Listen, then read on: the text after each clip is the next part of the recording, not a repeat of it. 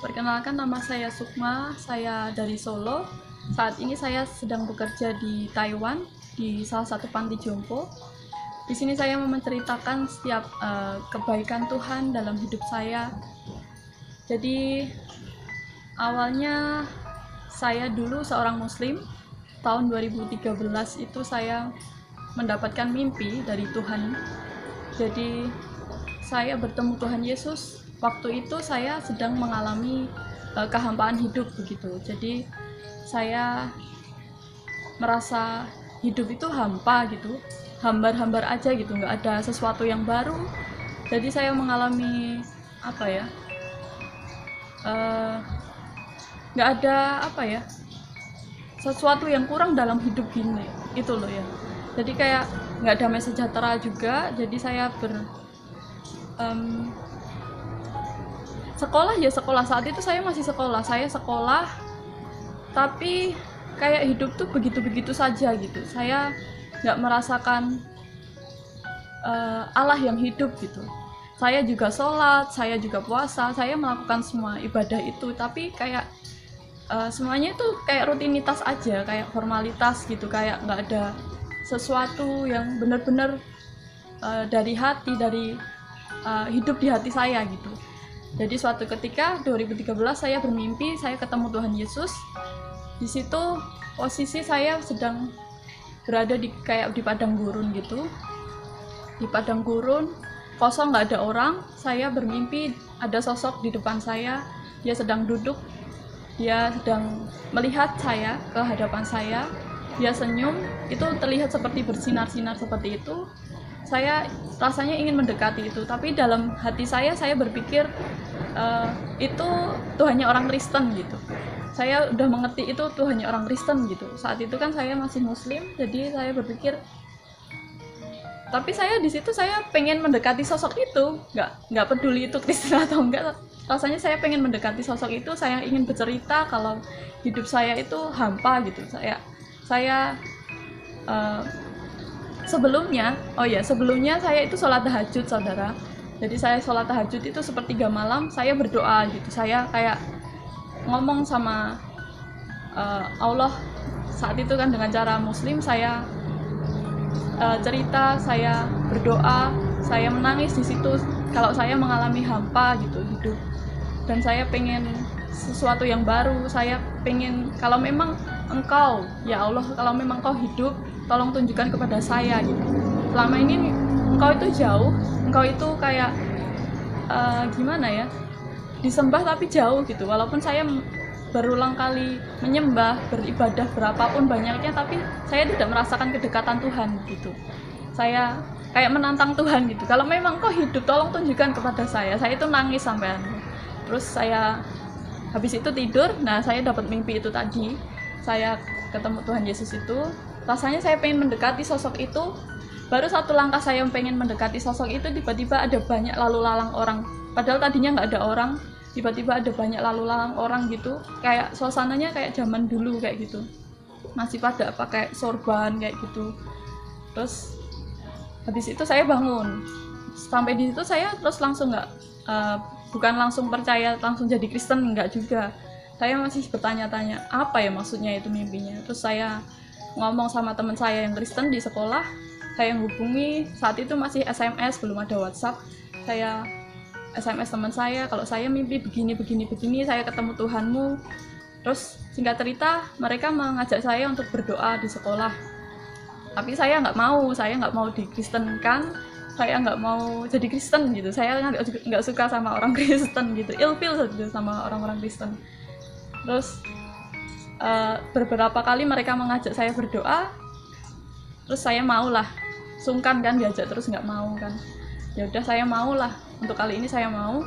Dan saat ikut berdoa, nggak kebetulan saat itu di Firehouse Manahan yang berkhotbah itu pas itu adalah Mas Yoyo.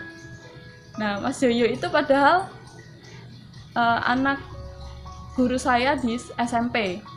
Saat itu kan saya di SMA, masih kenaikan kelas 2 itu. Dia khotbah di situ kok kayak pernah kenal gitu. Dan ternyata setelah selesai ibadah memang itu anaknya guru saya gitu. Nah terus waktu itu pas awal-awal ibadah itu juga aku ngelihatnya pada bahasa roh gitu, kayak baca jimat atau apa gitu, mereka tuh kayak ngomong apa gitu, aku cuma ngeliatin aja mereka berdoa, mereka nutup mata, dan terus ada yang baca firman. Setelah baca firman mereka berdoa lagi kan, saya ikut aja merem, tapi saat itu saya nggak tahu gimana apa yang saya katakan, tapi tiba-tiba saya merasakan dilawat Tuhan saat itu, kayak apa ya, rasanya kayak dipeluk Tuhan gitu. Saya nggak bisa melihat alam roh dan lain-lain, enggak, tapi saya merasakan dalam hati saya Tuhan itu berbicara, akulah Bapamu yang kekal, kasih yang selama ini kamu cari itu ada padaku. Tuhan kayak ngomong sama saya gitu. Saya udah gimana ya, yang sebelumnya saya sholat tahajud tadi, saya berdoa pengen ketemu Tuhan, itu rasanya udah kejawab gitu. Tuhan itu memang Allah yang hidup gitu. Di situ saya dilawat Tuhan, saya nggak bisa berhenti menangis. Ternyata memang Tuhan itu hidup, Tuhan itu sayang sama saya, Tuhan itu mengasihi saya gitu. Tuhan itu benar-benar hidup gitu. Terus saya dilawat Tuhan, saya didoakan untuk menerima Tuhan Yesus sebagai Tuhan dan Juru Selamat.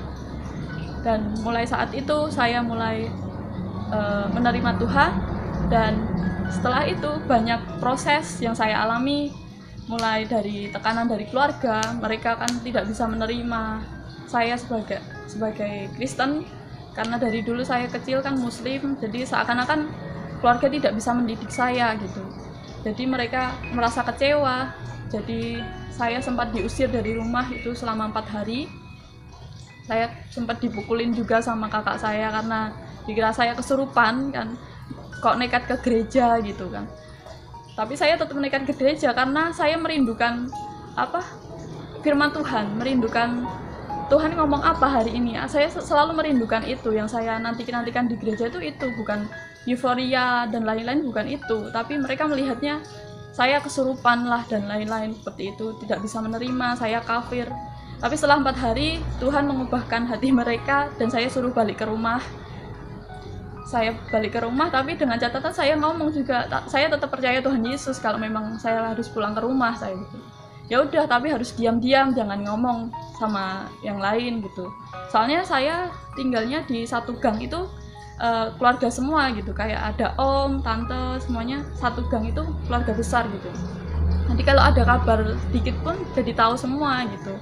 Jadi kamu nggak usah ngomong-ngomong. Ya udah, selama hampir sekitar 1 tahun setiap saya ke gereja itu selalu diem-diem gitu. Kalau ada teman dari gereja jemput itu harus di gang jauh gitu, saya harus jalan dulu, saya harus bayar harga. Saat-saat itu saya harus nggak boleh ngomong sama siapapun, nggak boleh. Ya saya nggak ngomong, tapi tetap aja waktunya Tuhan itu selalu tepat gitu. Saat itu saya diem aja, tapi tiba-tiba semuanya dibukakan Tuhan sedikit demi sedikit. Mereka tahu kalau saya itu orang Kristen gitu, mereka tahu. Tapi ya gimana ya, mungkin kalau secara manusiawi saya pikir nanti mereka marah dan lain-lain, tapi dalam hati tetap sukacita, mau mereka mau menerima atau tidak sih, itu bukan masalah itu juga. Jadi ini tentang keselamatan, jadi ini keputusan saya ya begitu. Tapi setelah itu gimana ya, banyak proses yang saya alami di sekolah, di pekerjaan, saya alami banyak, dimana seperti Tuhan Yesus saat dia juga disiksa, diludahi, diapa-apakan sampai dia mati di kayu salib, itu kan untuk menebus semua manusia. Itu menjadi teladan saya gitu. Kalau Tuhan Yesus saja sampai mati, itu yang saya selalu pegang saat awal-awal saya menjadi Kristen itu. Kalau sampai orang lain cuma mengucilkan saya, memukuli dan menyindir dan lain-lain, itu tuh nggak seberapa besar pengorbanan Tuhan buat hidup saya gitu. Jadi banyaklah, sampai sekarang pun bukan berarti saya menjadi Kristen dan hidup itu enak-enak saja, nggak begitu. Tapi justru tantangan itu selalu ada, ujian hidup itu selalu ada. Tapi di situ Tuhan selalu memperlihatkan kalau kita itu lebih dari pemenang gitu. Kita bisa melewati setiap ujian-ujian yang kita hadapi di dunia ini gitu dengan kekuatan Tuhan gitu. Ya, saya bersyukur sampai sekarang saya bisa bekerja di Taiwan dengan kekuatan Tuhan, dengan hikmat Tuhan saya bisa melakukan semua ini. Semua ini kasih karunia Tuhan. Semua kemuliaan hanya buat Tuhan saja. Jadi semenjak perkenalan saya dengan Tuhan, itu selalu membawa saya kepada pengertian-pengertian bahwa Tuhan Yesus itu baik. Setiap rancangan Tuhan dalam hidup saya itu baik. Saya percaya bukan saya saja, tapi semua orang itu sebenarnya